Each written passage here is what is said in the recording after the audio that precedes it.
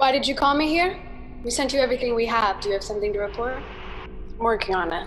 Don't do that, all right? We don't answer to them. We're working together, right? I suppose we are.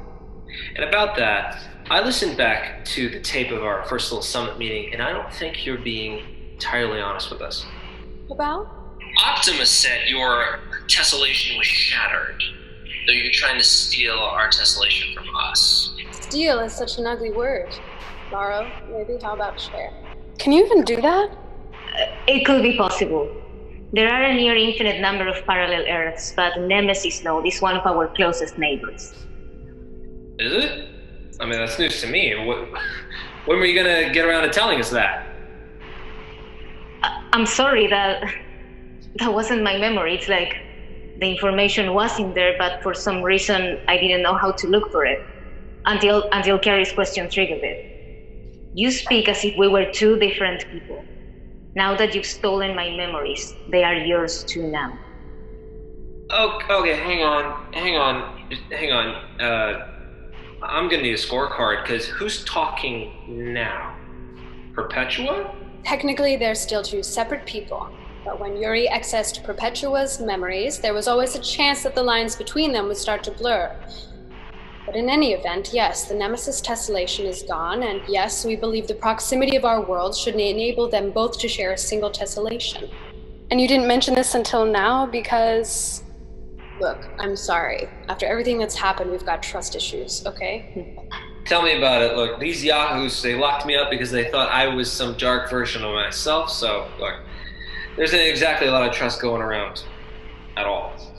But still, that song is getting old real fast. We get it. Your world got invaded. Get over it. This doesn't give you a blank check to do and say whatever you want. You don't know what you're talking about. Oh.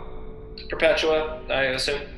When the Shapers invaded and colonized the Nemesis node, we called their domain La Cosecha Verde. We called it that way because the Shapers don't use names, but we had to call it something.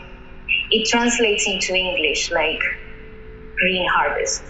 This is the place where the Shapers harvested our thoughts. They kept people locked in nutrient baths, technically unconscious.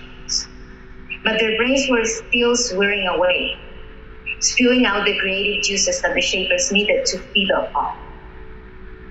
When Jarvis said in his manifesto that the Shapers wanted to consume us, I don't believe he meant it literally. But in the end, he didn't know how right he was. Yeah, so, Lexicon, I don't know if this happens to you, but when I'm around high concentrations of XM, I get visions. It happened to me at the Niantic project, and it's happening to me again now. It feels like XM is getting stronger. The closer we get to completing your tessellation, the more XM will flow into your world. But that's a double-edged sword. It also attracts the exogenous to your node. We have to activate each of the prime artifacts in turn to tune the tessellation. And doing that is going to attract exogenous to your world. If they are not already at your door, they will be. The decision will have to be made then and there. When we complete your tessellation, if we choose to not entirely shut them out, the exogenous will ingress Osiris node. All right. Okay. So, ticking clock.